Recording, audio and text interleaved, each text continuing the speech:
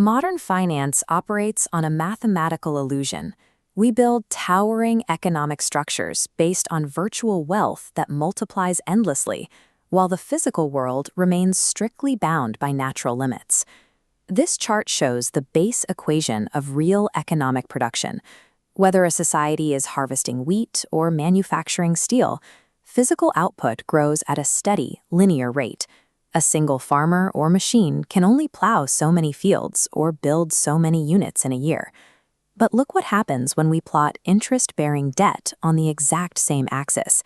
Financial liabilities do not follow physical constraints. They compound exponentially. The math requires the debt to double, then quadruple, accelerating away from the reality of what a society can actually produce.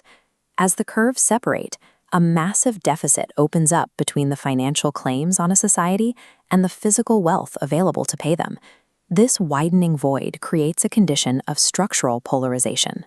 Historically, this mathematical gap coincides with the decay and eventual fracturing of complex societies. When financial claims far exceed a society's physical output, the resulting insolvency creates a fragility that consistently leads towards systemic collapse. This mathematical divergence entered an aggressive phase in 1971, when the United States severed the dollar's final physical link to gold. Global finance decoupled from physical constraints, allowing the volume of virtual credit to grow at an unprecedented speed. Because exponential debt always outpaces linear growth, ruling classes are continually forced to extract more surplus from the population just to service the compounding interest. Over millennia, this pressure has driven the engineering of pervasive and inescapable systems of human coercion. If a population has communal access to land and can feed itself, it has no reason to surrender its surplus labor to a ruling elite. Early agrarian empires solved this through direct, visible physical violence. Captives of war were viewed as owing their lives to their conquerors, a debt quantified and enforced through the militarism of chattel slavery. As the gap between compounding debt and real production expands over centuries, physical coercion becomes too expensive to maintain. Paying guards and managing prisons drains the very surplus the system is trying to extract. The technology of control migrated from the physical body to the abstract terrain of financial balance sheets. The iron cage is replaced by an open-door cage. The modern worker is legally free to walk away from any specific employer, but is structurally bound to the wage economy by the background threat of starvation, eviction, and social death. The self-regulating market disperses the master-servant dynamic across a decentralized matrix of debt and credit scores, achieving a more efficient extraction of labor than direct physical force. To see exactly why this transition occurred, we have to examine the original models of imperial labor extraction during the Axial Age. Anthropologist David Graeber identified a synchronized engine of early expansion, the military-coinage-slave complex. Centralized empires required a mechanism to provision massive professional armies of mercenaries. They solved this by minting standardized gold and silver coins. These tokens were physical, anonymous, and easily stolen, the exact currency needed to finance periods of military plunder. Rome relied heavily on this strategy, capturing vast bullion reserves and millions of slaves.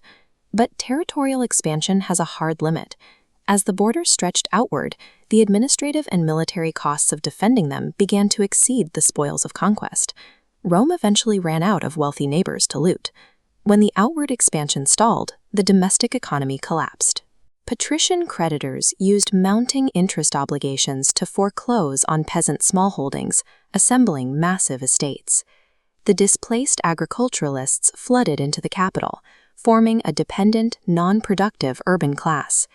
In contrast, rulers in the Bronze Age Near East understood that unchecked interest would inevitably consume the peasantry. To prevent a rival creditor oligarchy from monopolizing labor, they issued regular clean slate decrees, wiping out agrarian debts and restoring forfeited lands to cultivators. Because Rome failed to implement periodic debt forgiveness, the sheer administrative weight of managing compounding liabilities and physical coercion shattered the empire from within, fragmenting it into localized feudal serfdom. Centuries later, the engineers of European colonial expansion faced a similar labor problem, but they designed a purely administrative solution. In East and South Africa, Colonial administrations needed workers for their deep-level gold mines and agricultural plantations. The indigenous populations, however, had secure communal access to land and subsistence farming. They had zero economic incentive to sell their labor to European corporations. The colonial state broke this self-sufficiency by implementing mandatory head and hut taxes. Crucially, these liabilities could only be paid using the colonizer's cash currency. As the sole issuer of this currency, the state left the native population only one way to acquire it: selling their physical labor. This manufactured artificial unemployment, structurally chaining a self-sufficient peasantry to the wage labor market. This mechanism forms the historical bridge to modern market extraction.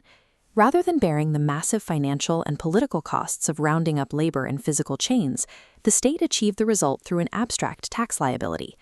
This architecture of structural compulsion has reached its most refined state in the modern Neo-Rentier economy. Today, a wage laborer's legal freedom is largely a formal abstraction. Because the means of production, housing, and basic subsistence are monopolized by a financial class, the worker cannot survive without a wage.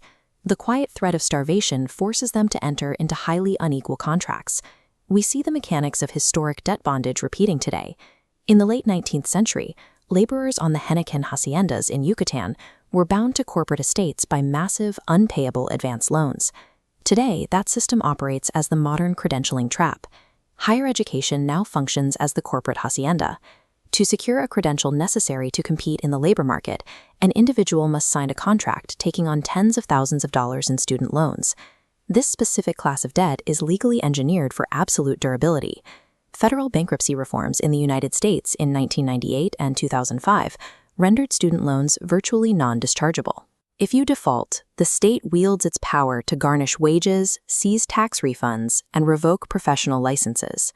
Because accountability is dispersed across a faceless matrix of interest rates and corporate algorithms, there is no physical overseer to resist. The system instead breeds a predatory psychology, where individuals learn that the way to escape the debtor caste is to climb the hierarchy and exploit others.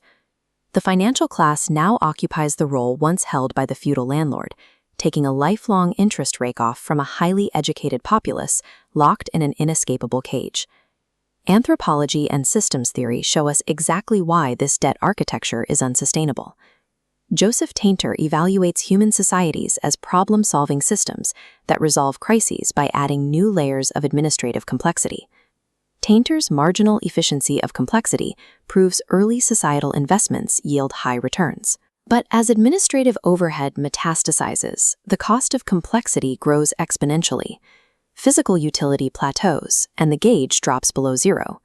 Society now spends more energy maintaining existing structures than it gains.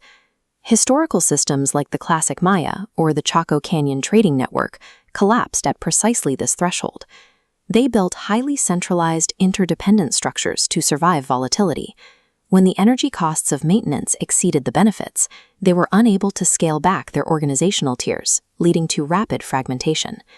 The metaphysical debt structures of modern finance do not resolve the mismatch between exponential liabilities and linear growth. They simply delay the moment when the energy required to maintain the system exceeds the wealth it generates. We return to the primary mathematical mismatch. As the exponential debt curve accelerates, the resulting gap is filled by increasingly severe mechanisms of market coercion. But the timeline inevitably strikes a hard limit. Right here, the society reaches a threshold of insolvency. The real productive base is entirely cannibalized just to service unpayable liabilities, and historical trajectories diverge into two distinct paths. The first path is neo-feudal disintegration. If the state decides to preserve the claims of the creditor class at all costs, it must aggressively extract the remaining wealth.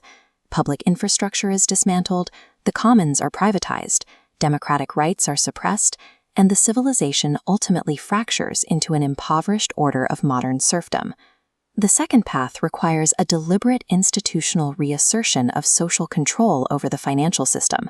This is the Jubilee.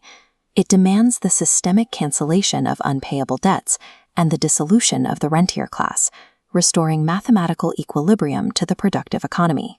The history of economic systems indicates that debt is a powerful tool for cooperation, but allowed to compound unchecked, It forces a society into ruin. Sustaining a complex civilization requires the periodic institutional erasure of unpayable liabilities.